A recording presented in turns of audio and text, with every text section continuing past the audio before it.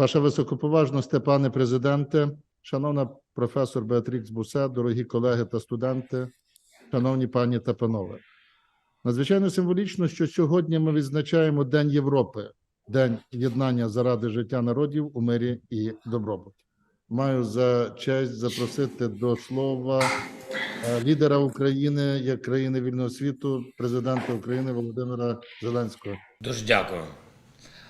Вітаю всіх вас, все студентство і у нас в Україні, і у всій Європі з Днем Європи, нашої вільної, об'єднаної і знов сміливої Європи. І я хочу присвятити це моє звернення сьогодні саме сміливості, тому якою важливою є сміливість в усіх сферах життя. І в житті людини, в житті держави, і в житті усього нашого континенту. Чи були б ми тут сьогодні, якби 80 років тому вільні народи світу не проявили б достатню сміливість, щоб знищити зло нацизму? Очевидно, якби тоді виник дефіцит сміливості, сьогодні нас би тут не було.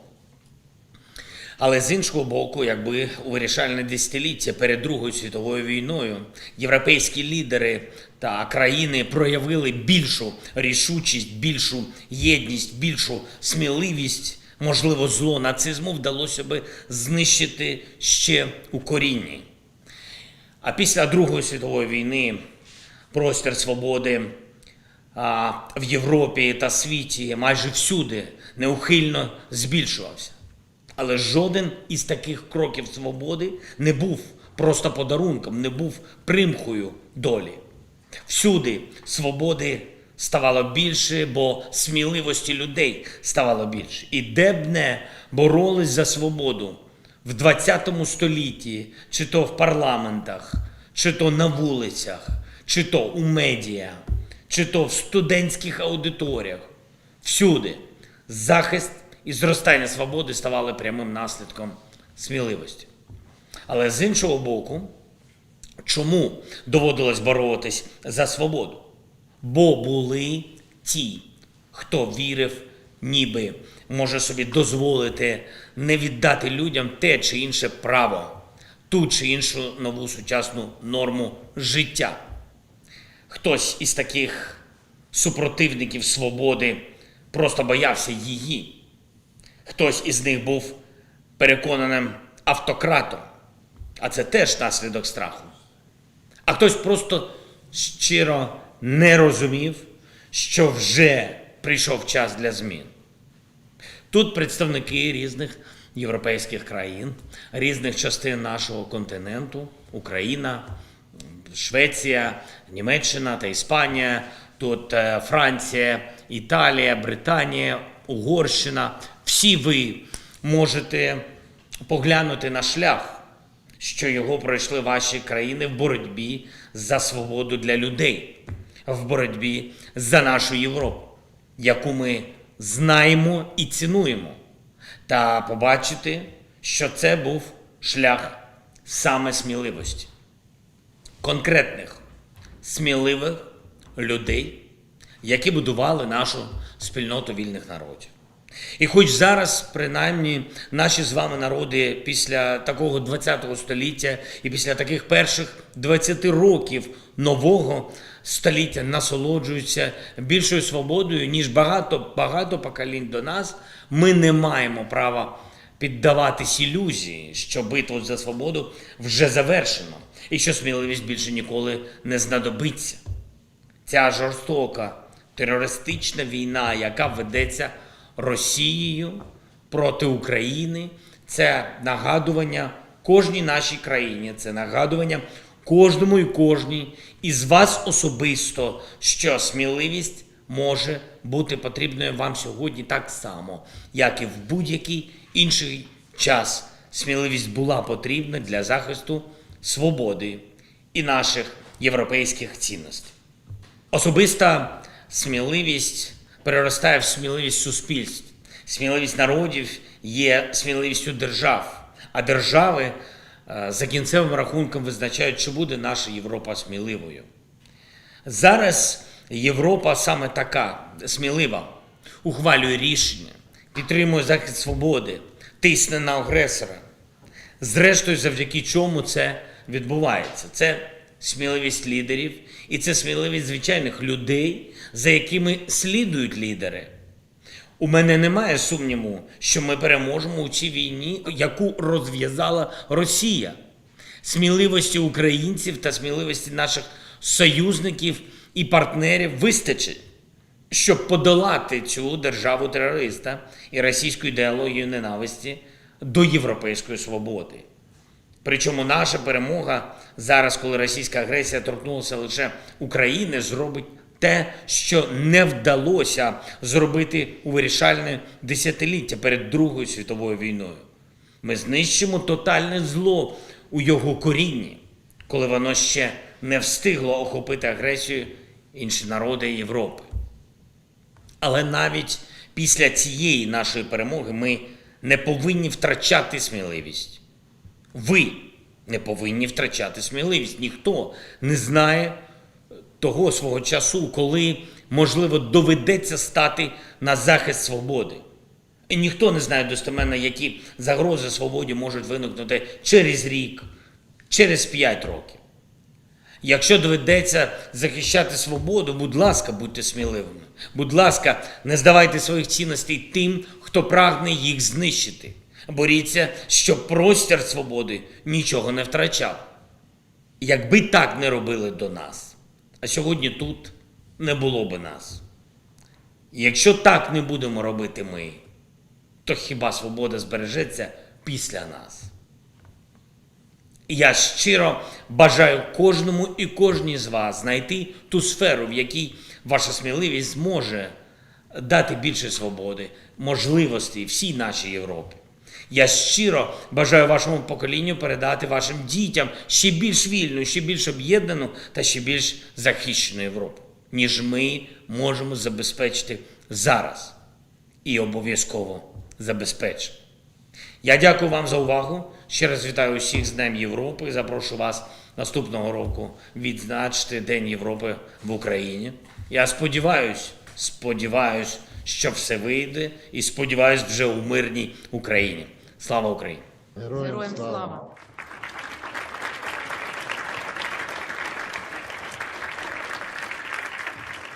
Щиро дякуємо, пане президенте, і просимо учасників нашої зустрічі до сесії питань і відповідей. А цю сесію прошу модерувати Грема Гаррісона, керуючого директора Альянсу і Юнівел. Дякуємо, пане президенте. Дякую. Дякую, пане президенте. Дякую за те, що знайшли час долучитися до нас в цей день. Дякую за ваші також коментарі. Дякую за ту лідерство, яке ви демонструєте протягом останніх місяців. А мене звати Грем Гаррісон. Я керівник Альянсу університетів, і я радий модерувати цю зустріч. Дякую, пане президенте, за те, що ви погодилися відповісти на запитання. І коротенько про процес. Я буду викликати кожен університет по черзі. Після того студент буде підходити до мікрофона і ставити власне запитання. Після того, пане президенте, ви матимете можливість відповісти на запитання. Отже, спочатку передам слово університету Бірмінгему. Вітаю, пане президенте. Мене звати Ліам Волш. Я студент університету Бірмінгем. Моє запитання наступне. Як Альянс європейських університетів, ми намагаємося мати власне підхід до добробуту. І майбутнє України, безумовно, пов'язане із Європою. Що ми можемо зробити як громадяни в Європі, щоб допомогти громадянам України? Дуже дякую тобі за запитання. Мені здається, відповідь в тому, що у вашому запитанні є помилка. В вашому запитанні, що можуть зробити ви, громадяни Європи, громадянам України. І в цьому є помилка. Найголовніше, треба усвідомити, що ми всі є громадяни Європи. І коли не буде цієї лінії, не буде цього розмежування, ми зрозуміємо, що ми із одного світу, абсолютно з одними цінностями, бо ми їх захищаємо. І тоді ви знайдете дуже швидко відповідь, коли ви будете розуміти, що ми однакові. Дивіться, ми нові люди. Ми люди європейські. Так, колись Україна була частиною Радянського Союзу. І сьогодні пані Бусе цитувала Джона Леннона. Я сам обожнюю Джона Леннона і Бітлз, і так ось можу також процитувати. Ніхто не хоче, як співали Бітлз, «Back in USSR». Тому ми, вибачте, але ми такі самі європейці, як і ви. І тому, коли ви кажете, що ми маємо зробити, тож зробіть те саме, що для себе. Захищайте свободу, так як захищаємо ми. Ні, я не говорю на полі бою в Україні. Тут ми справимося самі. Але дуже важливо, щоб ви тиснули на свої суспільства, щоб суспільство було об'єднане в допомозі і підтримці України. Засуджуючи агресію Росії. Тиснути на своїх лідерів, політичних лідерів, які повинні допомагати Україні. І впроваджувати, якщо санкції проти агресії Росії, то потужні. Якщо передавати зброю, то без будь-яких подивимось, давайте ще почекаємо тощо. Якщо допомагати Україні в захисті, в медіа, в інформаційному просторі, то на всі 100%. Ось що ми повинні зробити з вами. Усвідомити, що це війна Росії проти Європи, проти світу. Тож ми одні люди, проти яких бореться російська агресія. Але вас і всіх в Європі захищають саме українці. І тож підтримуйте українців, цього буде достатньо. Thank you. The next question comes from Дякую. А тепер наступне запитання від університету Колон. Пане президенте, Джошуа Малагерос, я студент-медик із університету Колон, і хотів би поставити наступне запитання. Як ви думаєте, коли завершиться ця війна, що зміниться з точки зору українських студентів про майбутнє Європи, і що ми, як студенти Європи, можемо з цього навчитись? Дивіться, ми робимо все, щоб ця війна закінчилась. І ми боремось. І нам не потрібен заморожений конфлікт на нашій території. Ми хочемо витиснити російські війська з нашої території. Більше ніякого продовження війни ми не хочемо. Ми хочемо просто бути свободними. І ще раз нагадати, що ми не в ляльковому театрі президента Путіна, а ми самодостатня держава. Ось і все. Чим може допомогти студентське суспільство? Та всім. Я вам скажу відверто, студенти, вони найсміливіші. Це якщо продовжувати тему моєго звернення. У нас було 2 революції заради свободи, європейського вибору, розвитку. У нас почалась війна. І в усіх цих напрямках першими на полі бою, першими на Майданах в часи революції, першими у ці моменти боротьби за свободу завжди була молодіж, завжди було студентство. Чому? Ну тому що це унікальна енергія. Так ось після війни що потрібно буде робити? Відновлювати зруйновану державу Україну. Відновлювати майбутнього члена повноправного Європи, Європейського Союзу і відновлювати Україну. І на все це знадобиться допомога. Допомога яка? Це допомога в роботі, в розвитку, в своєму вкладі, своїх думок, вклад у реновації України. Тому запрошуємо таких енергійних людей, студентів зі своїми ідеями, зі своїми знаннями в Україну щодо відновлення нашої держави. Відновлення різне. Ви сказали, що ви студент медичного напрямку, і це дуже потрібно, тому що ви знаєте, що і питання в кількості поранених, і ви розумієте, що це за війна, і питання питання психологічних викликів, викликаних війною, і питання mental health. І всі ці питання, вони дуже актуальні завжди після війни. І тому на нашій території знадобиться ваша допомога. Хоча я думаю, що це, як то кажуть, win-win. Для України це дійсно буде допомога таких людей, як ви, а для вас це набратися цього досвіду. Так, пане президенте, і дуже добре відповіли. Дякую. Thank you so much. Thank you. Our next question comes from Дякую. А тепер наступне запитання від університету Флоренції. Вітаємо, пане президенте. Я Федерика з університету Флоренції. І хотіла б поставити вам таке запитання: чи є якийсь спосіб для вас і для українських громадян знайти добробут кожен день, от незважаючи на оцю складну ситуацію, із якою вони постійно мають жити? Дякую за запитання. Це складно. Складно відповісти на ваше запитання, скажу вам відверто. Складно у час війни знаходити добробут і позитив. Але, як би там це не звучало, ми навчилися мотивовано жити в Україні під час війни. Атак артилерії, ударів з неба, балістичними ракетами, іранськими дронами, тобто щоденних викликів. Ми навчилися. Це дуже складно, але ми живемо мрією. І ми дуже об'єднані. Дуже об'єднані. Такого об'єднання України ніколи не було за часи нашої незалежності.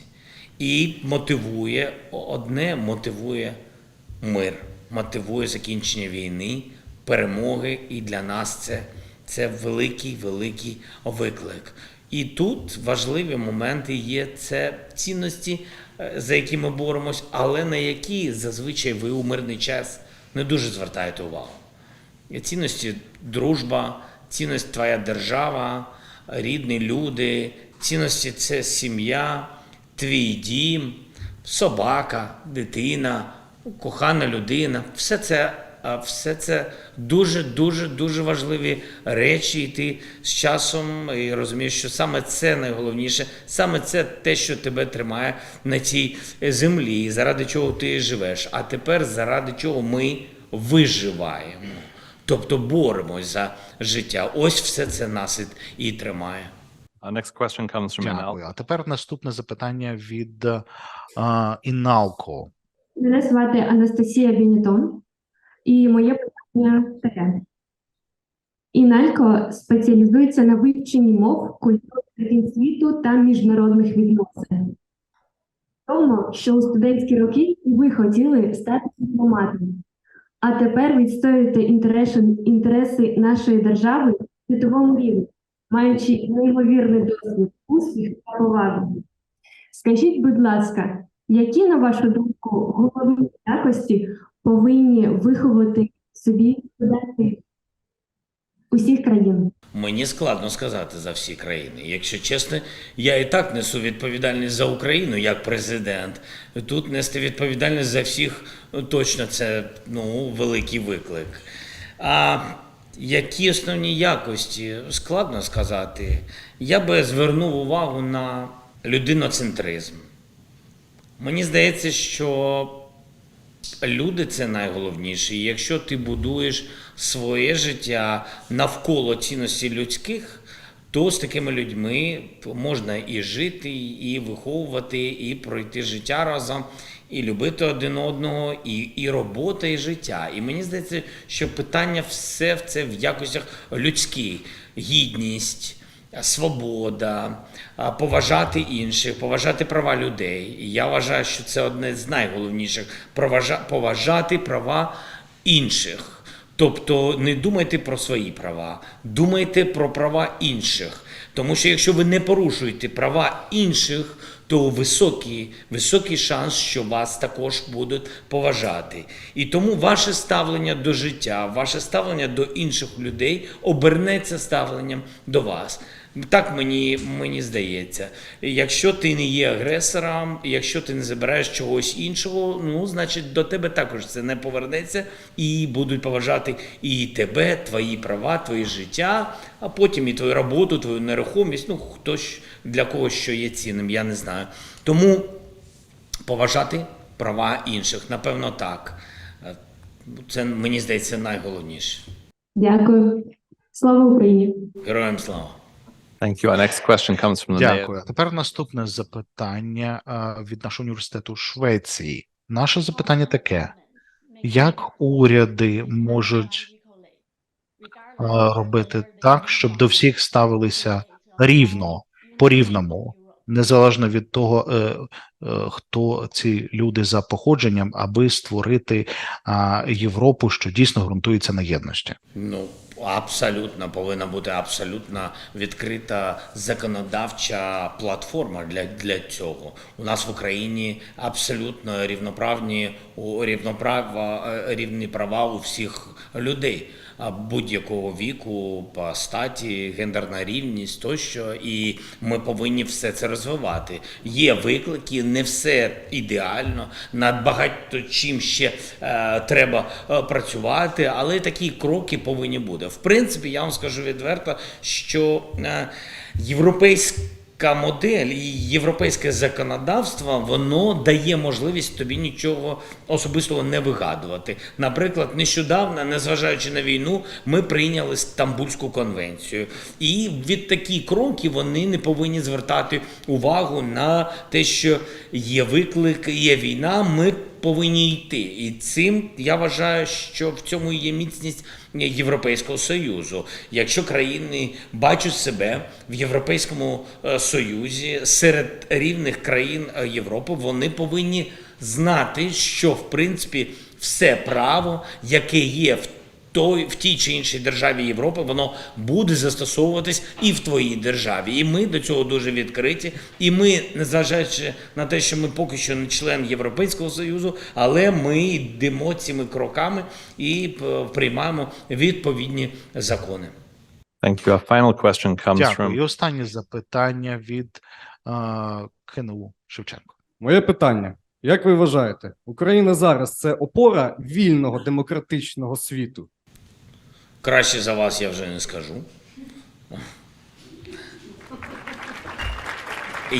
Я не про себе, я про опору. Я думаю, що ніхто би не хотів, щоб пала Україна, тому що треба шукати буде іншу опору. І це значить, що хтось інший буде боротися і буде гинути. І тому Україна не тільки опора, я б тільки додав би, Україна – паркан, ця стіна між абсолютною автократією і демократією. І тому ми повинні вистояти для того, щоб у майбутньому потужної, незалежної Європи бути дійсно опорою. Тому і тримаємо цю стіну міцно. Дякуємо, шановний пане президенте. Розуміємо вашу завантаженість. І сьогодні лідерка Європейської комісії була на зустрічі з вами, запевнивши і Україну, і Європу в нашому спільному майбутньому. Хочемо побажати вам мужності, витримки і якомога швидших миру і перемоги для того, щоб, як і ви наголосили, будувати нову, свободну, незалежну, соборну Україну. А ми, і Альянс університетів, і наш університет Шевченка, ми разом з вами в цій боротьбі. Дякуємо. Дуже дякую. Та, з великою честю дякую вам і всім університетам за цю можливість поспілкуватись. Всіх також вітаємо з цим днем. І дякую університетам, які дали прихисток для українців, і за те, що є такі відносини між нашими університетами, безпосередньо те, що зараз бачив між університетом Шевченка і вашими поважними вишами. Тож, всього найкращого, бережіть себе, бажаю всім миру, разом до перемоги.